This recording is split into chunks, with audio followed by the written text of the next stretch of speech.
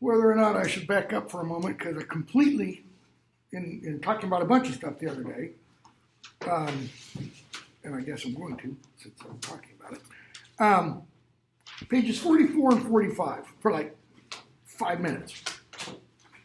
We talked about at the top of 44 where our narrator tells us the hobbits know something about the name Mordor and Sauron and the old dark past. They have that line that I, went through, the shadow of the background of their memories, et cetera, et cetera.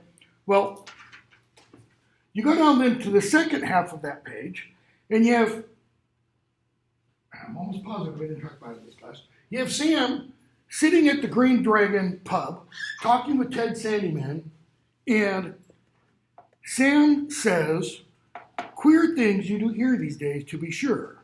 Ted, you do if you listen." In other words, if you pay attention, okay? "But I can hear fireside tales and children's stories at home if I want to." What's Ted Sandyman mean by that?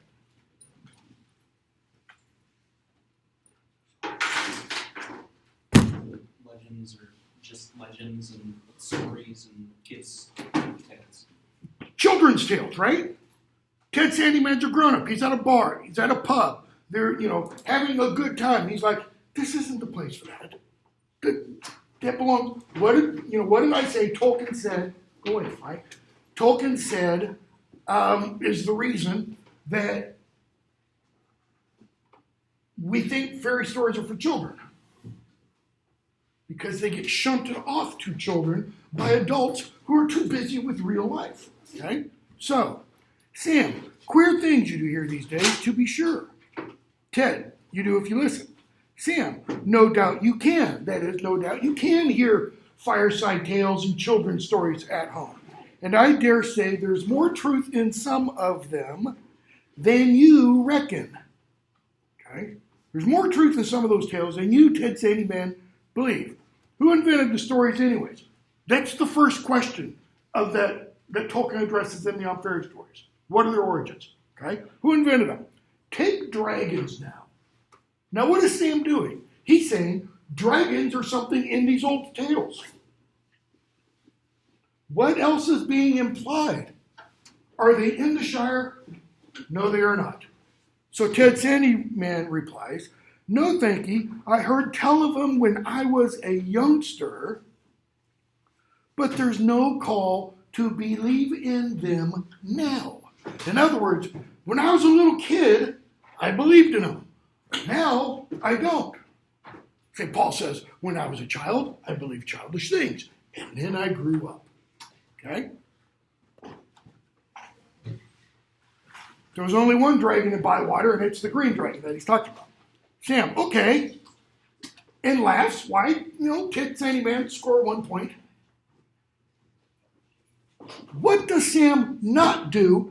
If you're a Tolkien nerd, you'll know the answer to this. If you're not, you won't. So, nope, nothing wrong with that.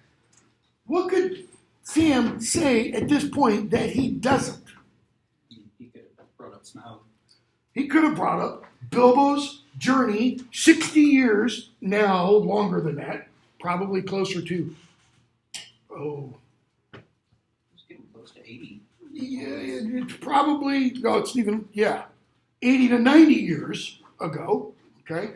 And could have mentioned Bilbo saw Smaug. He talked to Smaug. He stole from Smaug, okay? He saw Smaug get killed, but he doesn't even address that. Why? Nobody else was there. For the people of the Shire, that's what? It's a fairy tale. If I don't see it, it's not real, in other words. Okay? So, Sam, what about these tree men? These giants, as you might call them.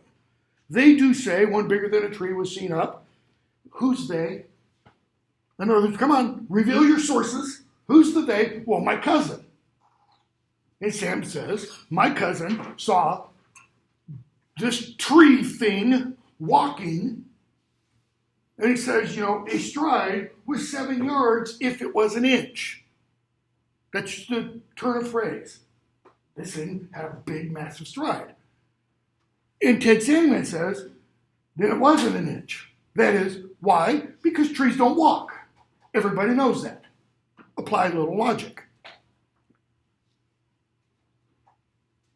Then I bet it wasn't an inch. What he saw was an elm tree. Sam says it was like an elm tree.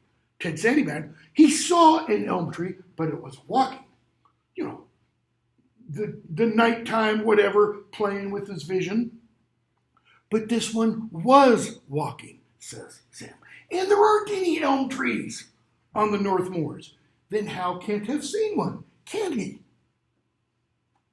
Now, you just said there aren't any elm trees up there. Then how can he have seen one? Well, if you go back to Sam's frame of thinking, if a tree is walking, then at one point it might be here, and another point it might be here, and at one point it might not be here, and the next day get away from me. Next day it might be here. Okay? Sam, you can't deny the others. Besides our how fast have seen queer folk crossing the Shire. Elves moving west, going to the harbors, that is, the great havens, to sail across the ocean and go to Valinor. It's not actually across the ocean because they kind of go, ooh, and leave all of Middle-earth. Okay? And then Sam chants. They're sailing, sailing, sailing over the sea, going into the west and leaving us. Ted Sandyman laughs. Why?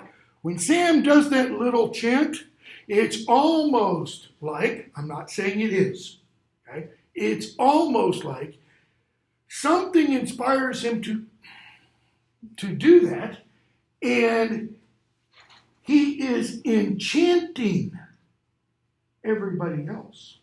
That is, he's getting them to see what he sees. And Ted Sandyman laughs. What's the laugh do? We're going to see later on, Two Towers, somebody else is going to try to enchant others. And a major character, and everybody else is going to think he's won. That the person who's doing the enchanting has won. And the one person that he's really ultimately trying to chant, long pause, dramatic effect, and then laughs. Just laughs. And we're told the spell is broken. Okay? Well, that isn't anything new. That is, that the elves are leaving. If you believe the old tales. What old tales? The stuff that's in the Silmarillion that doesn't get published till 33 years after the Fellowship of the Ring. And I don't see what it matters to me or you. What's the it matters? Two things. One, whether the elves are leaving now. Two, whether the elves really did leave in the old tales. What do the old, third question. Can't do that, my fingers are messed up. The third question. What are the uses and functions of fairy tales now? Ted Sandyman says, what does it matter?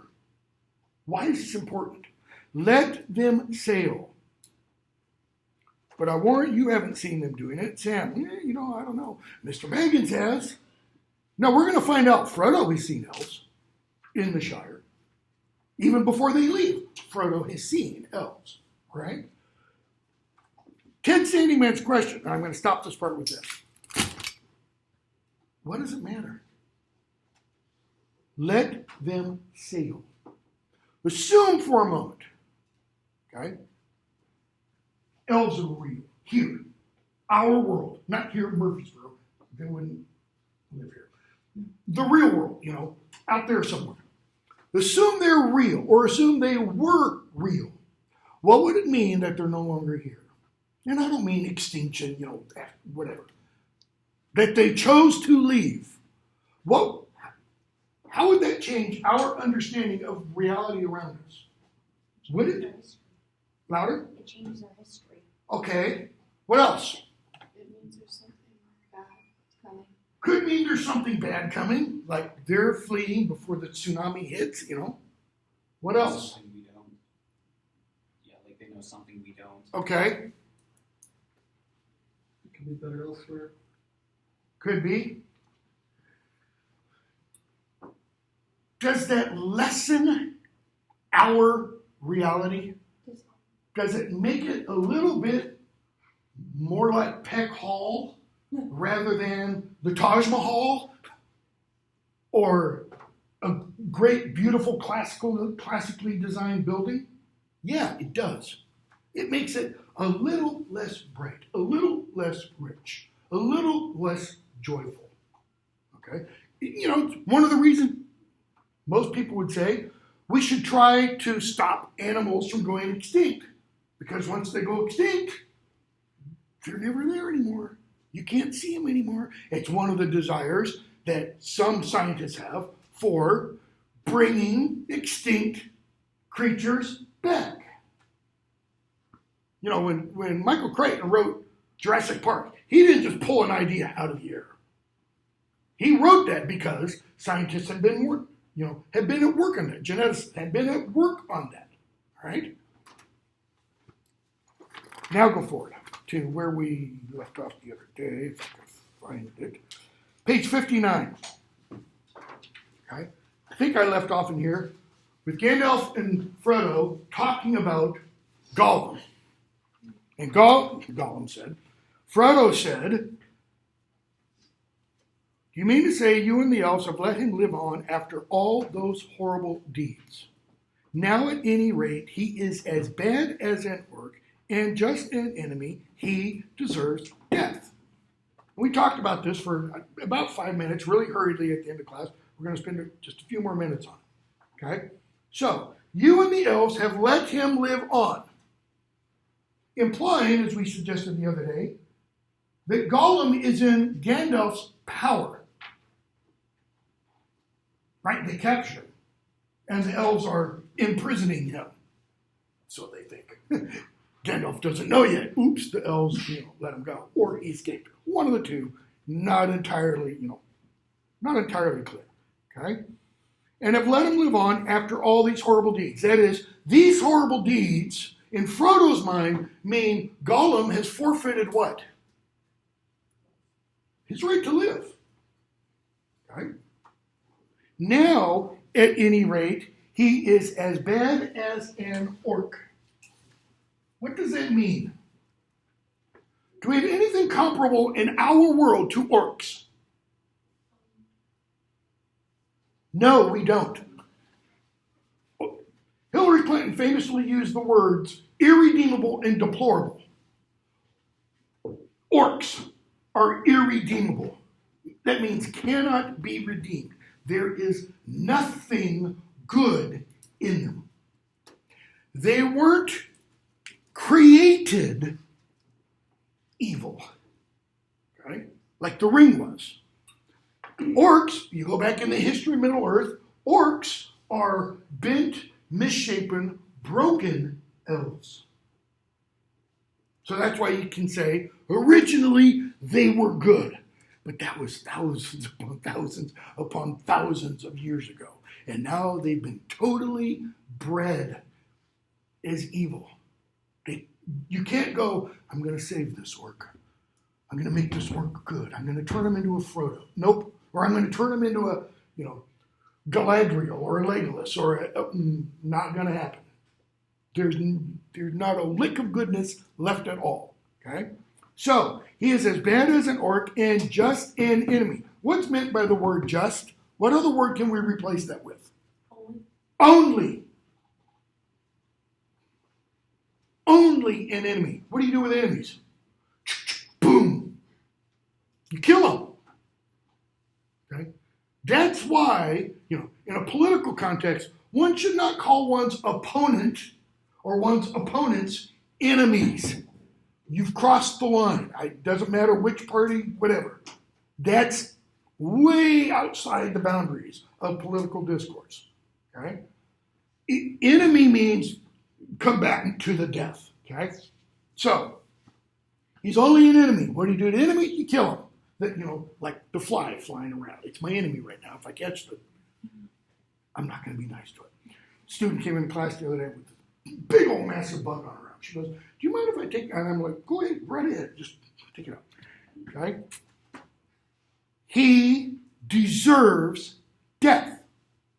What has Frodo just made himself? Louder? Enemies. Okay, what else? A judge. A judge. What's the evidence that he's heard to pronounce this sentence? What Gandalf has told him. What has he not seen? Gollum. What has he not heard? Any opposing evidence. Where is his defense attorney? Okay? It's kind of Gandalf. Deserves it? I dare say he does. You're right, Frodo. He does. Gollum deserves to die. Many that live deserve death. Now, you think about that statement. That's pretty strong. He's saying a lot of people walking around right now sucking air away from people who don't. They're taking the oxygen away from people who deserve to live. Who, in your frame of thinking, who currently alive, I don't mean a name, I mean a kind of person, deserves to die? Serial killers, a lot of people would say. Rapists, a lot of people would say. Child abusers, terrorists, a lot of people would say. Okay? Notice I don't ever say everyone would say. Okay? And some that die deserve life. Now we could go real easy there and say, 5-year-old who is diagnosed with cancer. Everybody would say, wrong, wrong, wrong. That child deserves to live. Okay? Or 20-year-old. Most people would say, notice I'm qualifying that now, that person deserves to live. How about somebody wrongly accused of murder? Somebody wrongly accused of rape? Somebody wrongly accused of child abuse? And yet is executed by the state. Can you go, oops, 20 years later when new DNA evidence comes out? No, you can't. Can you give it to them? Come on, Frodo. Here you are, ready at the drop of a hat to pronounce death in judgment. What if you're wrong? Does Gandalf say, what if you're wrong? No, he doesn't. Has he given any of the examples that I've given? No, he hasn't. Why? He's going somewhere totally different. Which, I've been reading this for, 40 years, 45 years or so, 43 years, something like that. And this didn't really hit me till, probably 10 years ago. I used to be real strong pro-capital punishment. Now, I am probably 99% against it. Even for the really heinous crimes. And there's one reason. Well, kind of two. The big one literally is this. It's the idea that Gandalf raises. The other part is my Orthodox, Christian, the Orthodox Church is not against capital punishment by any means. But it's part of the spirituality that comes out of that. Then do not be too eager to deal out death in judgment. Notice, he does not say, do not deal out death in judgment. He doesn't take an absolutist position. He says, don't be too eager to. Okay? Why? Imagine Gandalf recognizes that where Frodo may be going, he may need to fight and be able to deal out death and judgment. And so he doesn't want to tell him to just not do it at all. Notice, is it ever brought up anywhere in here that soldiers shouldn't kill? No, it's not. Why? That's not what he's talking about. At this point, they both believe Gollum is what? A prisoner. He's a prisoner. He's not an enemy combatant. He's not out there on the field. He is in jail. Elvish jail, nice jail, but, club bed kind of jail almost if you want, but he's in jail. Jail in the Netherlands. Yeah, jail in the Netherlands. Not Holland, Netherlands, but the Netherlands, okay? For even the very wise cannot see all, and he uses this word, ends. What's it mean? Purposes and intents. It has two meanings.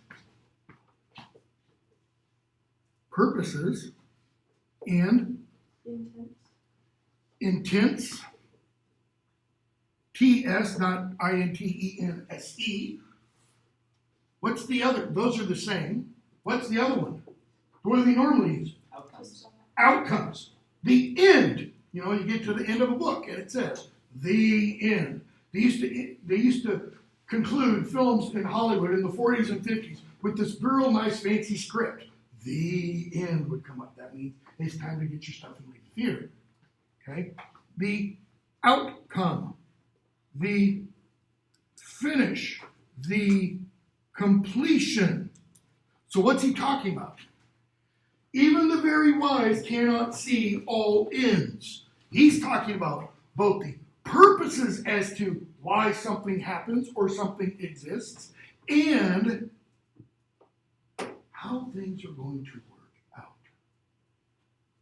Can we understand partially purposes? Yeah, we can.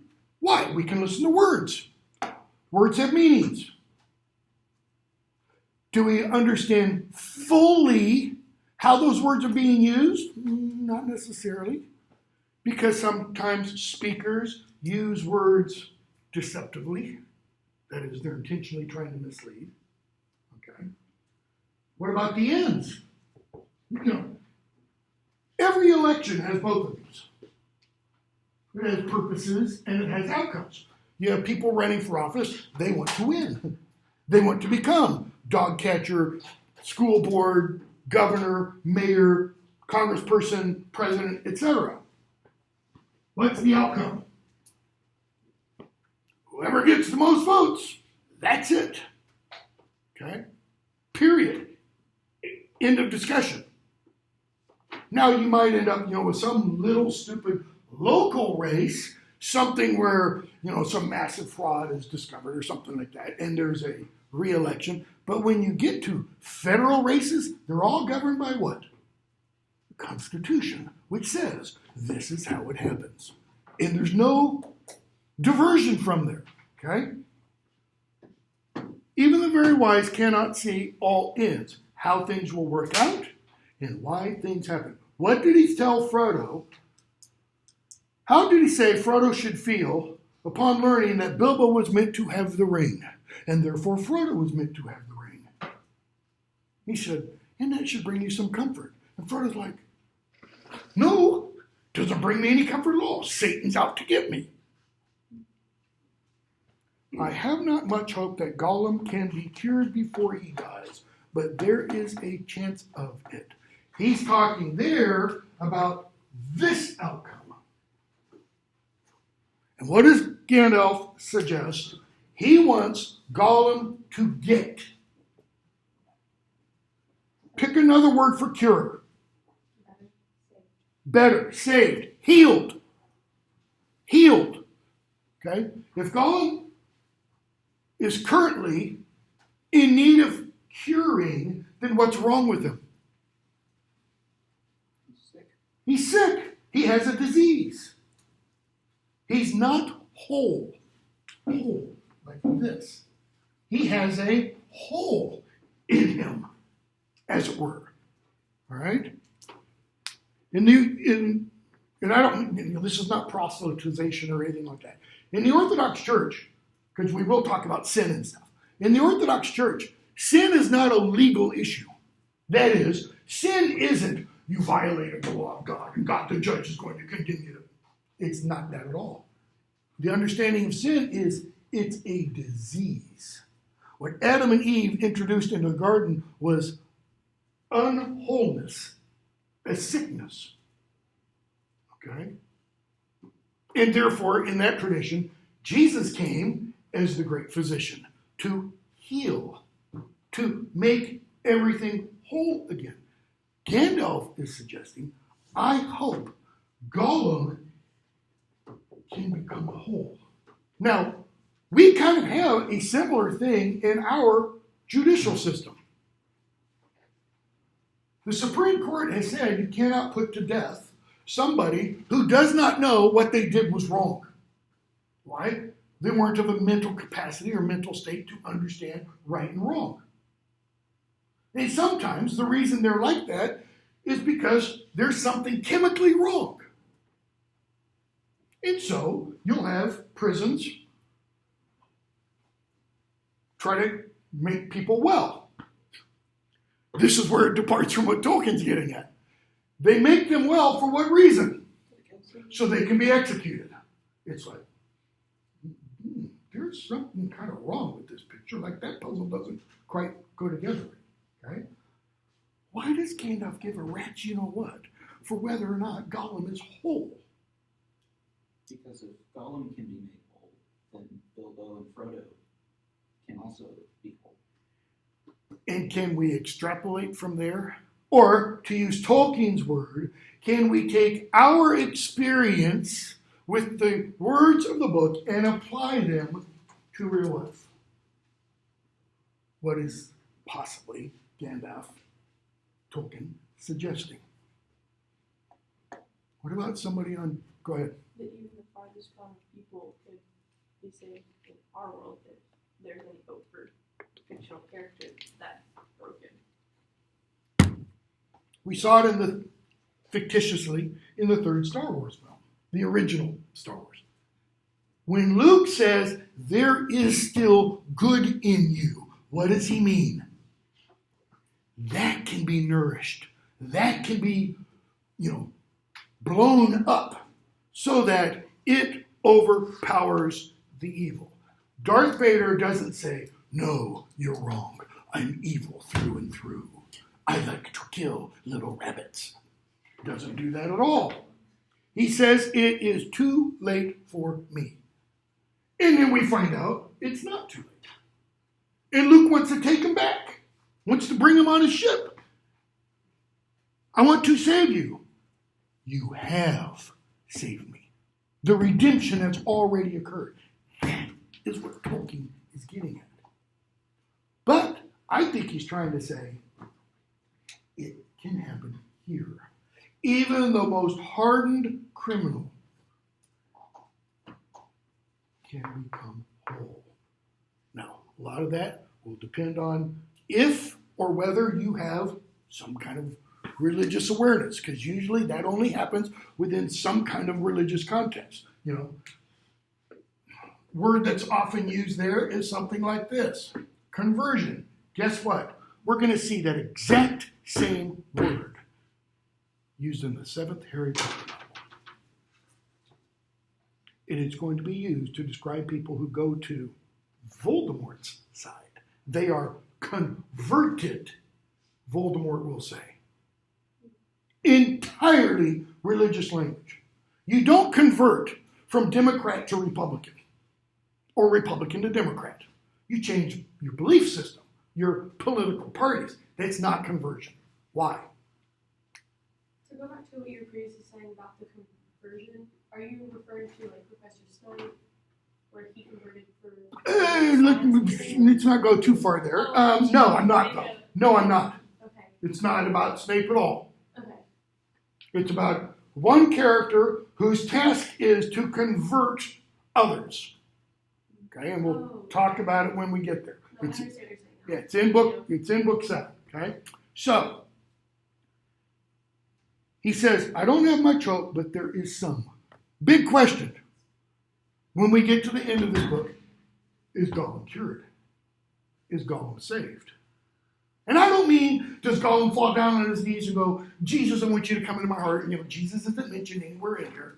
He doesn't say, Iruvaluvatar, come save me, Elbereth Gilthonio, and start listing off all the, Valar. He doesn't do that. So, in that sense, no. But there's other things that happen, okay? So, then he says, and he is bound up with the fate of the ring. My heart tells me, notice, heart, not mind, not all the knowledge I've amassed, all the wisdom I have gained from living thousands of years. My heart tells me that he has some part to play yet for good or ill before the end. The big end. Okay? And when that comes, the pity of Bilbo may rule the fate of many, yours not least. In any case, we didn't kill him. He's in prison. So Frodo asked some questions. I wish he would have never found it. That is first of all. I wish Bilbo had never found the ring. Why did you let me keep it? Why didn't you make me throw it away or destroy it? Let you, make you? Have you not been listening? Come on, Frodo, wake up. Okay? So they talk some more. And Frodo wants to know, well, how can it be destroyed? Page 61. There's only one way. To find the cracks of doom in the depths of Orodruin, the fire mountain, Mount Doom, and cast the ring in there, if you really wish to destroy it. Notice, agency. Louder. I saw you mouth it. If you, Frodo, not me, Gandalf, if you really wish to destroy it, you got to march into Satan's backyard and find the cracks of doom. Because there's not a big sign that says, cracks of doom, this way. To put it beyond the grasp of the enemy forever. Notice Frodo's response. Let me rephrase that. Notice Frodo's responses, because there are two of them. Okay? I do really wish to destroy it, cries Frodo. And then, or, notice that first sentence. I do really wish to destroy it. If this were a writing class, I would say Frodo is using what voice? Active voice. I wish to destroy. I will do the agency. There's no doubt as to who's going to do the destroying in any changes. Or, well, to have it destroyed. Moves from I wish to destroy it to I wish somebody else will destroy it. To have it destroyed. That's extremely passive. How do you know? Because you always throw in a secondary verb. To have it, and then the main verb is thrown in past. Destroyed. It's like when you read something, you see something on the news, an SUV ran into a group of people and killed them. Really? By itself. Cars, self-driving cars. I'm not talking about Elon Musk and all that kind. I mean, nobody was in the car driving. When a reporter does that, it's because whether consciously or not, what are they doing? They're removing the agency of the driver and they're blaming it on. Often the cause is this big, nasty SUV ruining the world, has now killed more people. Okay? You might disagree with that. It's fine. I am not made for perilous quests. Why not? Because he's not Chris Hemsworth. He's barely even 3 feet tall. Really? What kind of quest can he really do? I am not made for perilous quests. I wish I'd never seen the ring. Why did it come to me? Why was I chosen? What is he really getting at? What question do people who suffer through some horrendous event nearly always ask? Why me? And usually there's a God, whether they believe in God or not, thrown in. Why me? The other day I mentioned George Bush sitting my pet goat. reading that to the kindergartners. And Andy Card tells them we're being attacked. I think his first question, why me? I was going to remake America and everybody's going to be fat, dumb, and happy and domestic policy president and such. Gandalf, such questions cannot be answered. Next. Notice, no beating around the bush. No, oh, it's okay, Frodo. We'll try to figure it. No, you can't.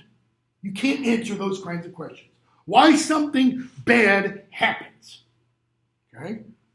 You may be sure he's going to give us some reasons why he wasn't chosen. It was not for any merit that others do not possess. That is, you weren't chosen because you have some great merit or power that others don't. Not for power or wisdom, at any rate. Power? He's 34 inches tall. He doesn't have much power. Okay? Wisdom? He's already shown us. How much wisdom does Frodo have? Oh, no. Not much. Gandalf's like, listen, follow along. He's kind of like Harry. Not the brightest bulb. In a box of 100-watt bulbs, he's like a 45. Okay? He's just kind of, every now and then kind of dimly comes on. Hermione's a 120-watt bulb, you know. Ron's probably more like a 15, 20. But everybody else in the Weasley family, they're really bright bulbs. So, but you have been chosen. Why? Because the meaner who meant for Bilbo to have the ring also meant for Frodo to have the ring. Okay? You have been chosen, and you must therefore use, notice, such. Now, before he said not for power or wisdom. Now he says, you must use such strength and heart and wits as you have. Strength, we've already established. He doesn't have much. Okay? Heart, not clear yet. Wits, not the greatest. But what does Gandalf say? You use what you have. You don't sit there and complain that you don't have more. Oh, if only I was strong enough. If only I was wealthy enough. I could change the world. I could end blah, blah, blah, blah, blah. Okay? You work with the cards you're dealt with. Okay? But I have so little of any of these things. He's starting to show us. He can learn. You are wise and powerful. Will you not take the ring? No, cries Gandalf, springing to his feet. Why? He's afraid. Keep going. He's afraid of what he could do with the ring. Keep going. Because everything the ring does is evil, or turns to evil, no matter what the intent. What does he know is happening right here? This is the ring trying to get back to Papa. This is the ring going, Frodo. He's wise and powerful and great. He can take care of it. He can destroy it. No. With that power, I should have power. Think about this statement. Too great and terrible. That sentence flies in the face of everything in human history. Nearly everything in human history. He's saying, I have power. I have strength. With that, I would have too much. My own personal opinion. Do with it what you want. Just about anybody who runs for president probably doesn't deserve to get elected president. Why? Why would I make such a statement? Because they want it. They want it. And that's because what can you do with it? You can do an awful lot. You can empower yourself, you can empower your friends, your family, etc. You wield, this authority. And over me, the ring would gain a power still greater and more deadly. In other words, if Frodo claimed the ring right here, I claim the ring. Sauron, throws the finger in the air kind of a thing. What do you think Sauron's going to do? Really? And he's going to send the 9 riders. If Gandalf claims the ring, Sauron's probably going to go, crap, it's a little different. His eyes flashed. His face was lit by fire within. Yeah, you don't want that fire within to come out. It does later on. Do not, it's kind of like Dumbledore, when Dumbledore is revealed in book 4. Do not tempt me. Is he talking to Frodo? Or is he talking to the ring? I mean, literally, he's talking to Frodo, obviously. Yet the way of the ring to my heart is by pity. Pity for weakness and the desire of strength to do good. That is, the desire for strength. Why? Because if I had power, I could do great things. Not great, like terrible and horrible things. Whatever one thinks of him, you have to admit, Hitler was a great leader for what he did for the German people. I'm going to qualify that extensively. Before World War II, he was the first Western leader to bring his people out of the Great Depression that the entire world was in. Okay, he did it by massively building up his army and such, violating the Treaty of Versailles. Okay. He made the people proud. He made Germany great. Make Germany great again. Put on the hat and everything. He did that. Was he psychopathic, sociopathic, all the other pathics? Yes, he was. Okay. Don't misconstrue what I'm saying. I'm not praising Hitler by any means. Gandalf is saying, with that kind of power, I could do an awful lot of good. But what has he said already about the ring? It will overcome anyone of mortal race. Gandalf's kind of implying, I'm mortal. He's not an elf. I'll give that away.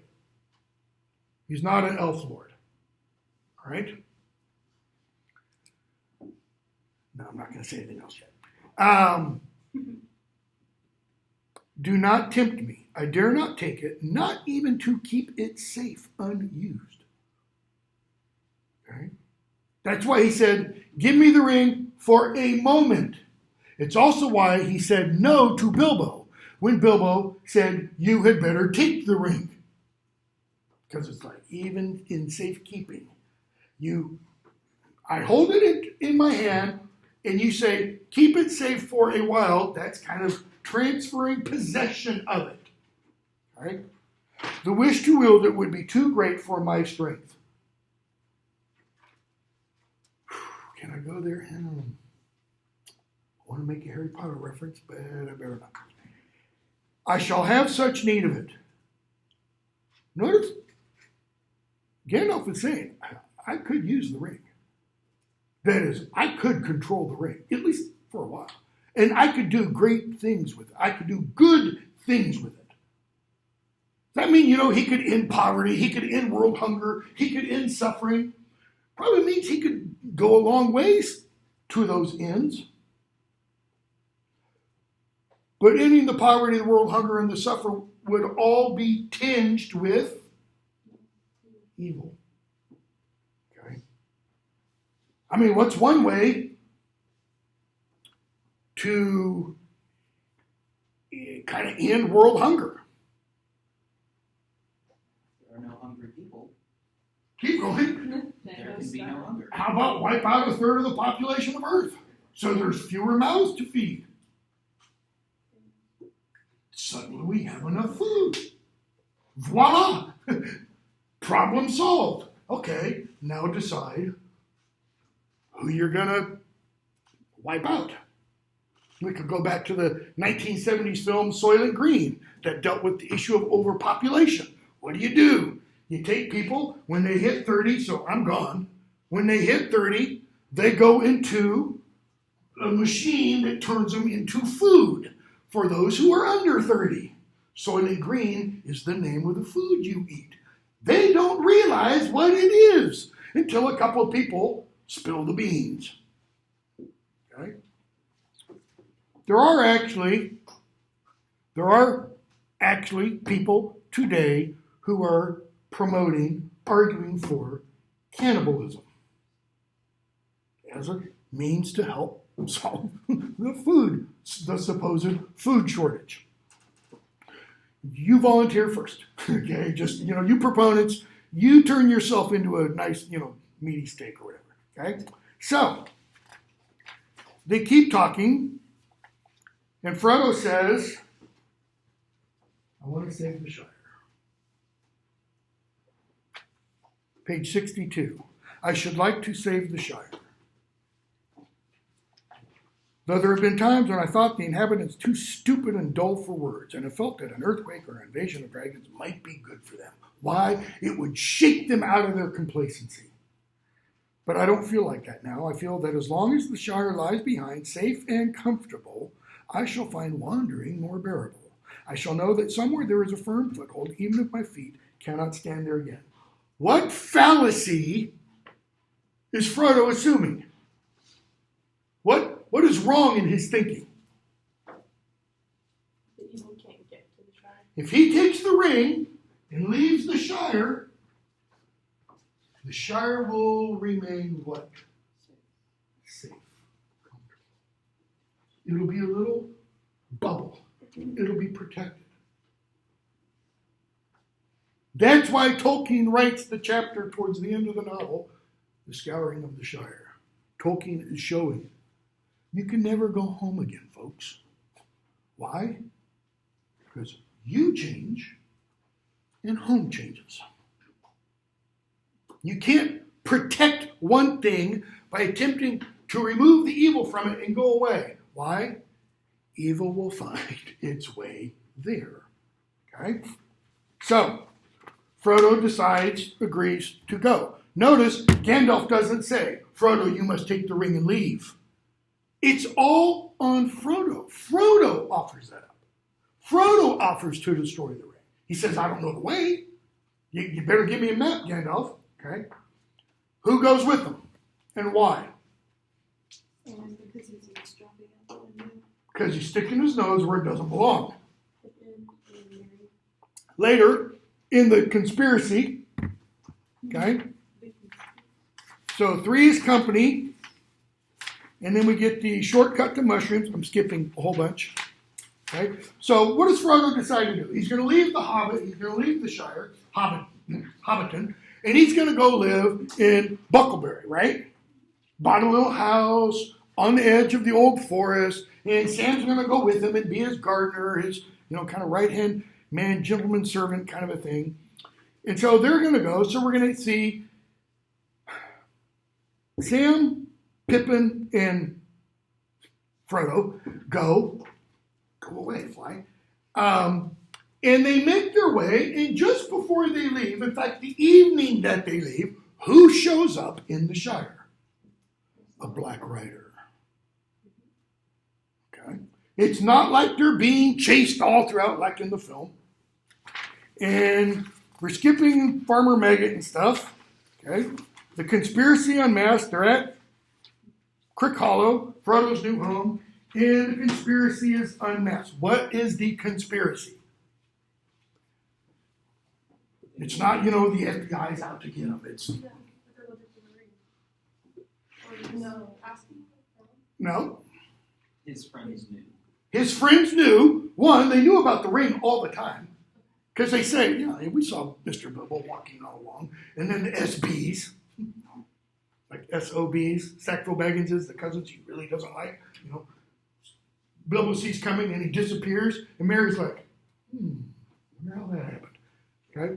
So the conspiracy is unmasked, that they know about the ring and they're going to go with Frodo. So Sam, Merry, and Pippin are going to go with Frodo. So there's 4. Who else is actually in the conspiracy? Who doesn't go? Who? Fredegar. Fatty Bolger. I know we shouldn't use fatty because it's body shaming and all that. Tolkien doesn't care. Okay? Fatty Bolger. He's going to stay and make it look like they're still living at the house. Okay? So, where are they going to go? Into the old woods. No, what's their destination? Rivendell. Notice they're not setting out for Mordor. They're going to go to Rivendell. Who has not shown up? And Frodo's kind of like, something's wrong. He should have been here. So they go through the old forest. Why? Okay, trying to avoid the riders. And to not announce their exit from Prancing. To not announce, why else? As almost every wife says to her husband, if they're going on a road trip, when he says, ooh, I know a shortcut. No. Because the shortcut always becomes a long cut, So they go through the old forest. What happens? Two things. The rider finds them. Nope. Well, I mean, they see a rider off in the distance. Before him, Old Man Willow swallows, partially at least. Merry and Pippin, Merry and Sam. Okay. Merry and Pippin. And they're inside the willow tree. And Frodo's like, help, And Tom Bombadil shows up. Who the blank is Tom Bombadil? He's like a wizard. kind of, okay? Tom Bombadil does not belong in The Lord of the Rings. Tolkien had already written a story of Tom Bombadil that had already been published. All right? But he tells us in some letters of his. Oh, and I mentioned the other day, about September 22nd, and I think I put this on the YouTube video. I said, that was Tolkien's birthday. I was very confused. Tolkien's birthday is January 3rd. The reason I said that is I attended a conference I got to get the year right to make it right. I attended a conference at Oxford, Tolkien Society, in September of 2003. That year was Tolkien's 111st. Would have been his 111th birthday. The conference was extended one day so that it would go over September 22nd. And they had in the thing something about, celebrating Tolkien's 11th. That has stuck in my mind since then. So almost literally every class then, I've said, well, it's September 22nd was also Tolkien's birthday. Wrong. Okay, January 3rd, 1892 was his birthday. So, Tom Bombadil doesn't belong. So Tom Bombadil rescues him, takes him to his house. And we don't have time for this, but I got to do it anyways. Because it comes up later in the Council of Elrond. Middle of the page, middle of the chapter, page 131. They're sitting in his house, and Tom is kind of singing / relating history. In other words, he's telling stories. Okay? And he mentions the Barrowites. Page 131 at the very top. When they caught his words again, in other words, it's almost like they're going in and out of consciousness. They found that he had now wandered into strange regions beyond their memory, beyond their waking thought, into times when the world was wider and the seas flowed straight to the western shore. This is, we'll get to the first Harry Potter book probably around October. I'm kidding. The world now is round. Now, in the novel as we find it. The world, a long time ago, was flat. And Middle Earth, Tolkien, by the way, always writes Middle Earth with a capital M and a lowercase e. Okay? Middle Earth is over here. And then you have the seas. And way over here is Valinor. This is where the gods live. What are called the Valar. When they come down into the world, the entire world, what we call the universe, all of that is called Arda, right? So when they come down into Arda and leave the presence of Eru Ilúvatar, the one God, okay, they become what are called Valar, okay? So at this point, back in the Silmarillion kind of tales, it's possible for someone to come here, get in a boat, and sail across. And it's possible for someone to come here, get in a boat, and sail across. This is what the elves do. All right? So, Tom's memory, we're told, goes back to times when the seas flowed straight. Tom's been around since before the world was folded, as it were. Think, Stranger Things, and the kind of upside you flip. And still on and back Tom went, singing out into ancient starlight, when only the elf sires were awake. That is, in the Silmarillion, when the first made elves open their eyes and they see twilight and the stars above them. First made. Galadriel's father. Galadriel's really, really, really old. She's second generation elf. If I remember, it's been a few years since I've read somewhere. I may be wrong about that. Okay, don't crucify me for the YouTube watchers. Then suddenly he stops, and it's like he falls asleep. The hobbits are sitting there, notice, enchanted. How are they taking what they hear? God's truth. Believe it, hook, line, and sinker. And Frodo says, "Who are you, Master?" He doesn't say, "What are you?" He says, "Who are you?" What? Tom replies, sitting up, his eyes glinting in the gloom. This is the only time in the book, the entire novel, pretty sure this is the case, where the verb glint or glinting is used in an unnegative context. Almost every other time, glint is used to describe Gollum's eyes when he's thinking particularly malicious or evil thoughts. Or, Gollum's eyes. Okay? What? Don't you know my name yet? That's the only answer? What do you mean? Tell me, young whippersnapper, tell me, who are you? Alone, yourself, and nameless.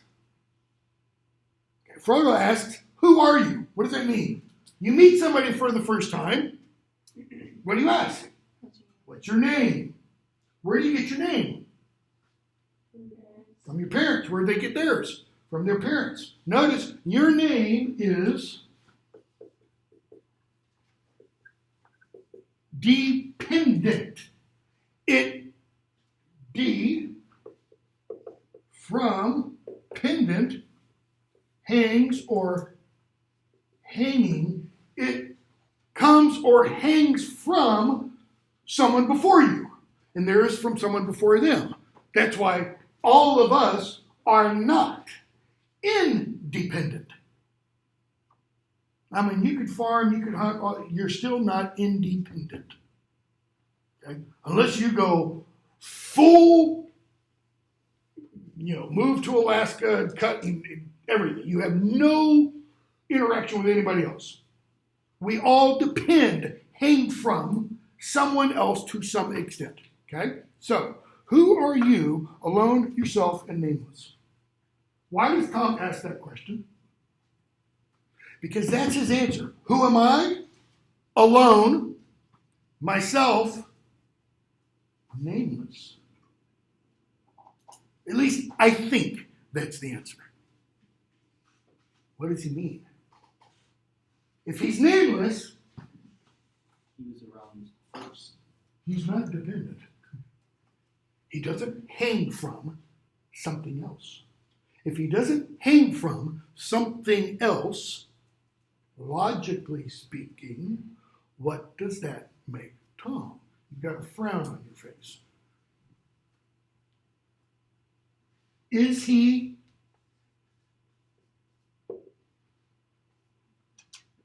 I just thought based off the book he's just a character in identified his His origins aren't identified at all. Okay? So I'm gonna say, Keep going. See what he says. Who are you, alone yourself and nameless? You are young and I am old. Fine. Eldest. That's what I am. Mark my words, my friends. Tom was here before the river and the trees. Now, here, he's talking about the Brandywine River that flows through the Old Forest. And he's talking about the trees of the Old Forest. Tom remembers the first raindrop and the first acorn. He means the first raindrop and the first acorn dropped by an oak. He made paths before the big people, that is, humans and elves, and saw the little people, dwarves and hobbits, arriving. He was here before the kings and the Greys and the Barrowites. When the elves passed westward over here, okay, Tom says, Tom was here already before the seas were bent. And then he throws out there the big money item. He knew the dark under the stars when it was fearless, before the dark Lord came from outside. Tom says, I was, quotation mark, okay, I'm using this intentionally, in Arda before the great evil, guy's name is Morgoth, his real name is Melkor. He's the greatest of the created, what we would call angelic powers. Okay? Melkor, sitting around with Eru Iluvatar and the other, when they're in heaven, so to speak, they're called the Ainur, comes from Greek, and it means praise, those who praise Eru Iluvatar. When Melkor, comes into Arda, he's the first one that does. And he's the Dark Lord. He's the source of all evil. Tom says, I was here before then. The only problem in the Silmarillion, nobody was here before then. So some have speculated Tom is an embodiment of the creative power of God, in which case, kind of in traditional Christian theology, he's either the second person of the Trinity or the third person of the Trinity. Because you're told in the book of Genesis, and the Spirit hovered over the face of the deep. That Tom? We don't know. Tolkien never answers. He does say in one of his letters, Tom is a spirit of pacifism. Not going to take up arms against anybody, okay? So, that's all we get. So they get ready to leave. Tom tells them, beware of the Barrow Downs, okay? Downs are this humpy, hillocky area, and on top of each mound, there's a stone sticking up. Think like Stonehenge, right? There are downs in various parts of England. He says, stay away from the stones. Why? This is an old Celtic idea. Those stones can be entrances to the Celtic otherworld.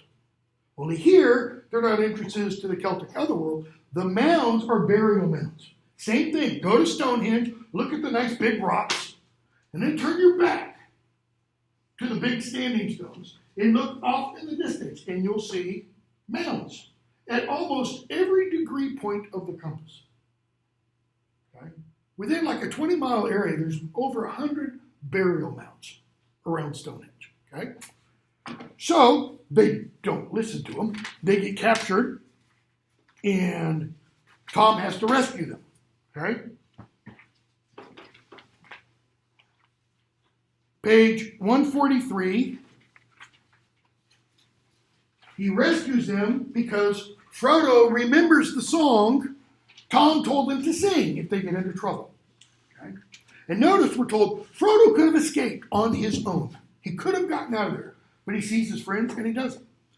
So they get rescued by Tom. And what does Tom do?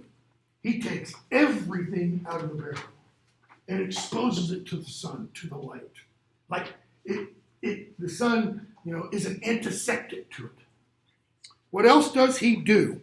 What does he give them? Weapons. This is really, really important.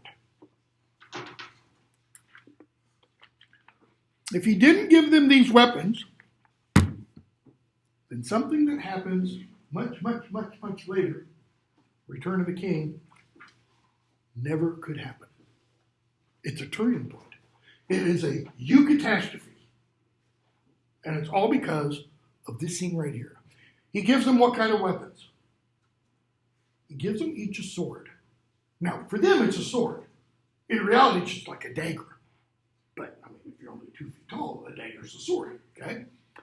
And he tells them the history of those swords. Those swords were forged for a war long ago between the forces of men and elves against Sauron and who is called the Witch King of Angmar.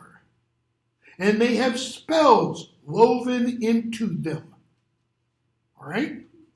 It's very, very important. And then he says, you're too stupid to make it on your way, so I'm going to walk you all the way to the great east-west road. You see that those buildings down there? That's the town of Bree. You're safe now. Go to Bree. He doesn't walk them to the door and, bang on it. So, page 146 is where he talks to them about the swords and what they were used for, etc. Chapter 9, at the sign of the Prancing Pony. Trying to get through as much as possible. Who do they meet at the Prancing Pony? Other than Barlow and Butterbur? Who do they read? Strider. Okay? Strider.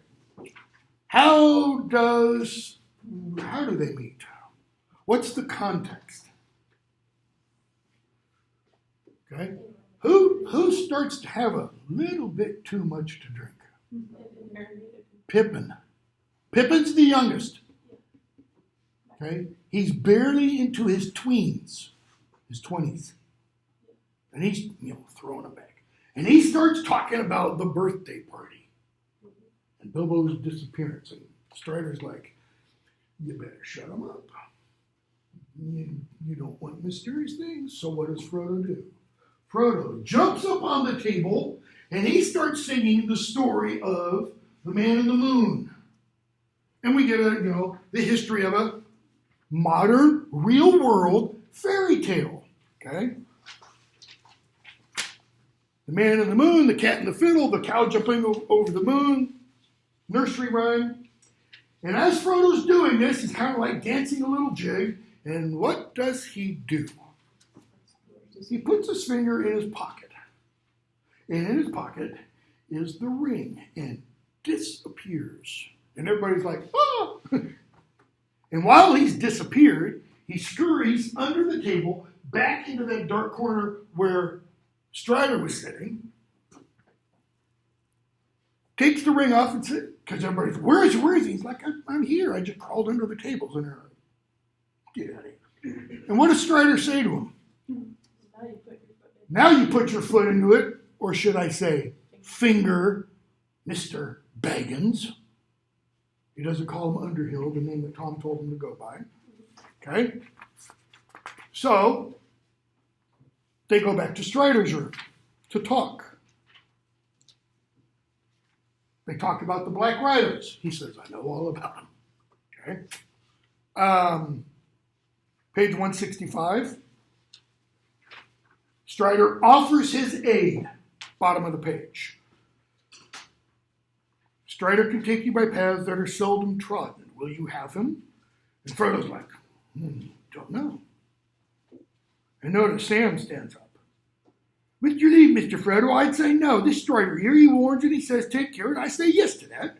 And let's begin with him. In other words, how do we know he is who he says he is? He comes out of the wild. I never heard no good of such folk. Why?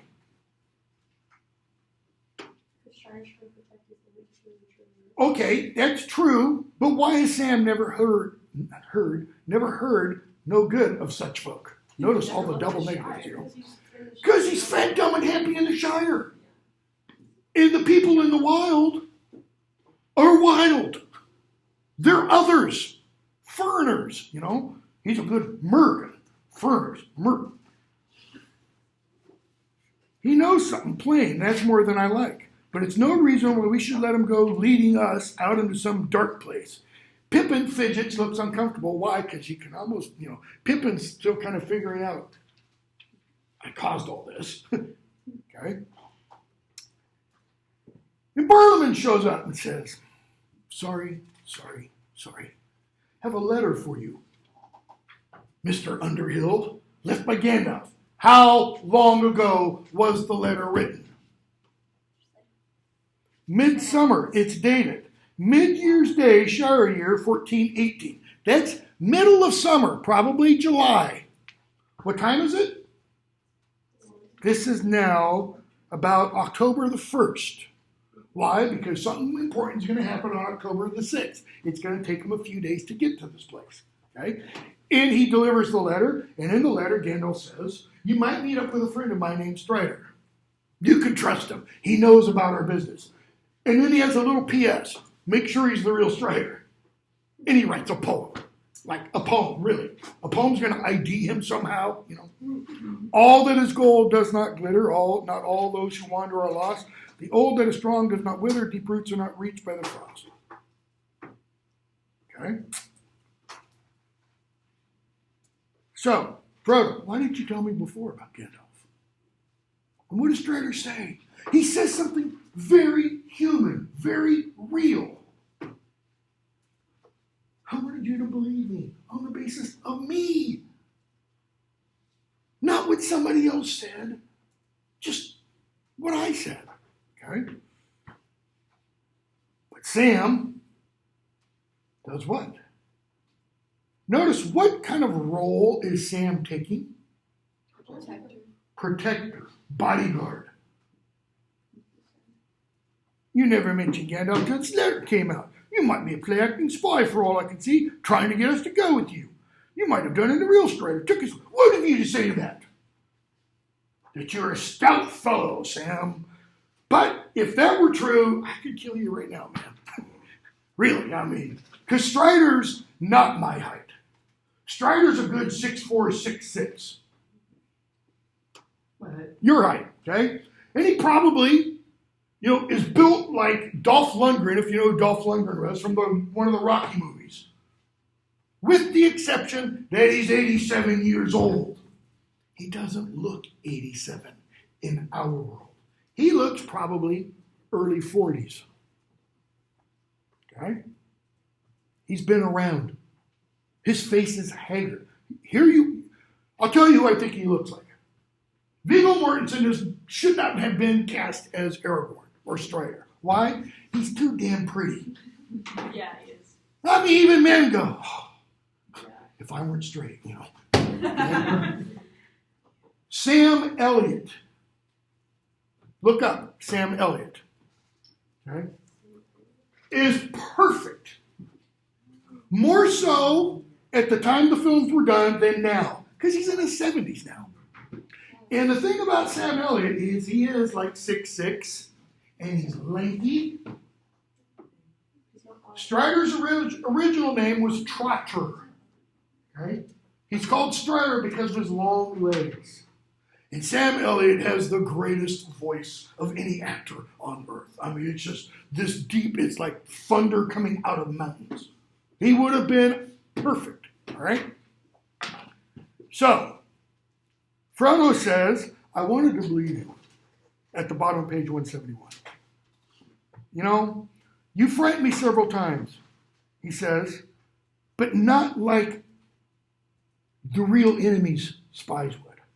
I think one of his spies would, how do I put this? Well, seem fairer and feel fouler, if you understand. That is, if you get my drift.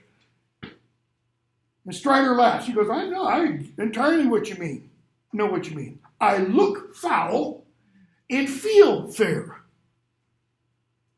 He's not drop-dead gorgeous. Sam Elliott has a rugged handsomeness. Nobody's going to equate him with Chris Hemsworth, even in his prime. People would say, Good looking, yes, but not whatever. Notice, I look foul. Part of that is what he's wearing. He doesn't have on brand spanking new cloak and robe and nice leather boots. He's got filth all over him. Right? But he feels fair. Fair, good, honest, true, loyal, just. He emanates that, right? Okay? He says, so the verses apply to you? And he says, yeah. He said, I didn't know they were in the letter. He said, but I am Aragorn. And those verses go with that name. Okay? So he tells them where they should go to. We should make our way to Weathertop. Okay? Why? It's a high point. We can get up there and we can scout around and see if we see any Black Riders. So they do. They go to Weathertop. And they get up there and they're standing, and Weathertop is like, a volcano like this. And it's got a couple of stones still standing because it used to be a fortress. And they get up there, broad daylight, and they're standing there looking around. And if you've ever been out in an open area like the moor where you have a high point, you can see anybody standing up there from down below and from a long distance, just as they can see anybody down below. And they see several Black Riders. And everyone's like, shoot, they saw us. Okay? So, they go off and hide in a little dell, a little, holler on the side of the mountain. And Sam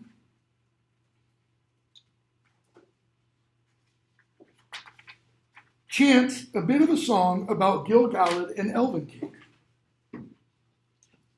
And what he did. This is back in the second age. And they keep talking, and they ask Strider for more information. Page 191. Mary says, tell us of Gil-galad.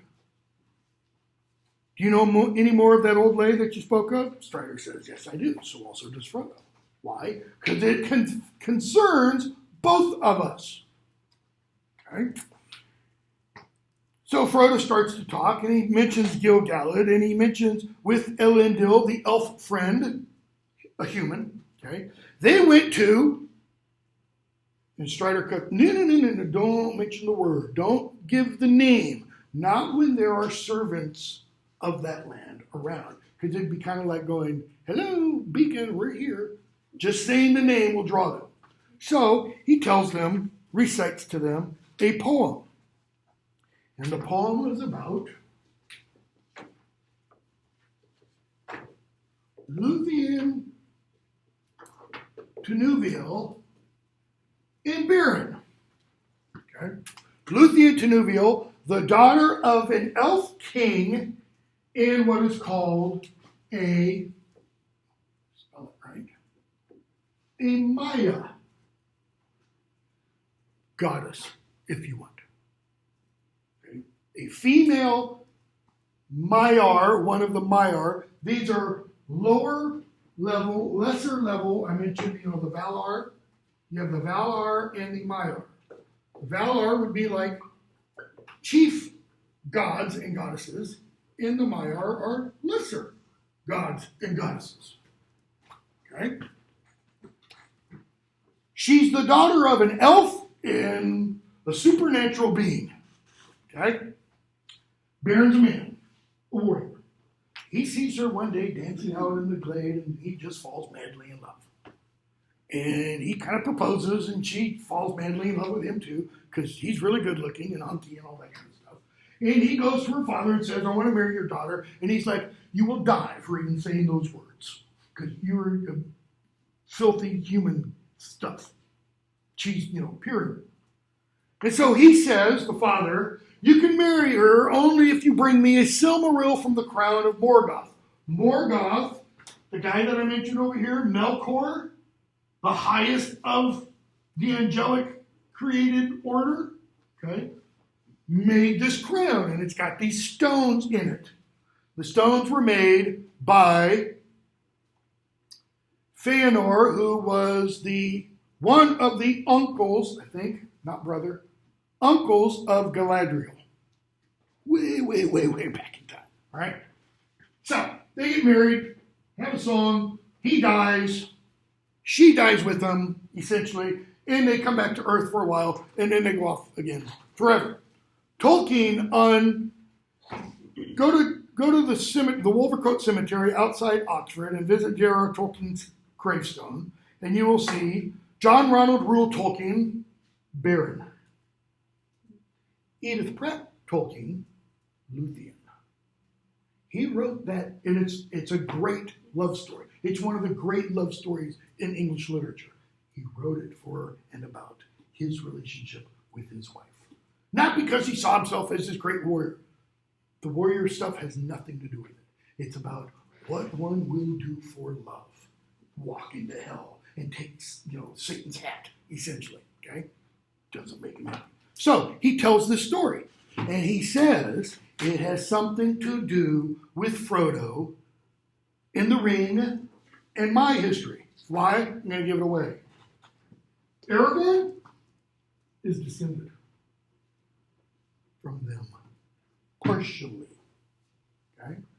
Elrond Half-Elven is descended from them, partially. And we're going to see this relationship repeated at the end of the Lord of the Rings. So, they get caught by the Black Riders. The Black Riders show up. The group has torches because the Black Riders don't like fire. And Frodo hears, put on the ring, and he puts the ring on. And when he puts the ring on, he can now see the Black Riders like you can see me.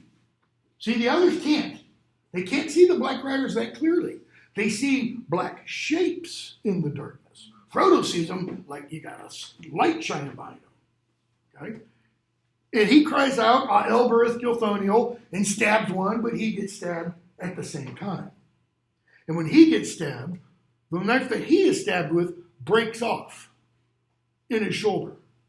So now he's got this little poisonous piece of metal spreading its poison. Okay? So they have to make their way quickly to Rivendell, as do we. And we get the flight to the ford. Okay? Flight to the ford. And yes. They meet up with an elf. Who is the elf? It is not the elf that is in the movie. In the film, they meet up with Arwen. Warrior princess, Wrong. Why does Peter Jackson and his wife, co-writer, okay, why do they put Arwen there and remove Glorfindel? So they didn't have to have another character. Good guess, but nope. They thought they needed a strong female character. Tolkien doesn't have enough strong female characters. I don't know if they skipped Éowyn, if they didn't realize who Éowyn is when we come to Éowyn, or Galadriel when we come to Galadriel, but they thought demographically we need to have a strong female character. Okay? Because when the thinking was, and this is actually said in an interview, when these teenage and 20-year-old nerdy Tolkien guys bring their girlfriends/wives to the movie who don't want to see this sword and sorcery, extravaganza, because that's what it was, they need to have somebody they can identify with. Oh, Liv Tyler, Arwen, yay, okay? So it's Glorfindel. They make it to the fords of Bruin, which is, there's this river that separates where they are from Rivendell, okay? Frodo gets there first because Glorfindel puts him on his horse and speaks Elvish to the horse, essentially, run fast as the wind, bullseye, And he goes across, and Frodo turns around, sitting on the horse. And all the 9 Black Riders, so they're all together, all amassed in power. They come, and they start coming across the river. And Frodo stands up in the stirrups, all 2.5 feet of them. And he holds up his sword and he says, go back to Mordor, where you belong, etc. And we're told that they say, come to Mordor, we will take you. Page 214. The ring. What are they doing? They're kind of saying, put the ring on. Frodo, by Elbereth and Luthien the Fair. Who's Elbereth? The queen of the Valar. Who would she kind of equate to? Kind of. Not literal. Kind of equate to in our world. The Virgin Mary. Catholics pray to Mary. Not because Mary is, the fourth person of the Trinity, but high ranking, right? So he kind of prays, makes a statement in their names. You shall have neither the ring nor me. And then the leader, the captain of the nine, that's the Witch King of Angmar himself, steps forward and just raises his hand. And Frodo's sword breaks, and he can't speak anymore. Okay? And he falls. And as he falls, what does he see? The river starts to rise up. And he sees horses and horsemen. And they wash the nine away. And behind him, he sees like little pricks of fire coming. And he passes out. Okay, we will pick up, so far mine, with book 2. We will finish Fellowship of the Ring on whatever the next day is. Tuesday, okay? We have to. I don't know how, but it means we're going to have to skip an awful lot. So we probably won't. Wake up.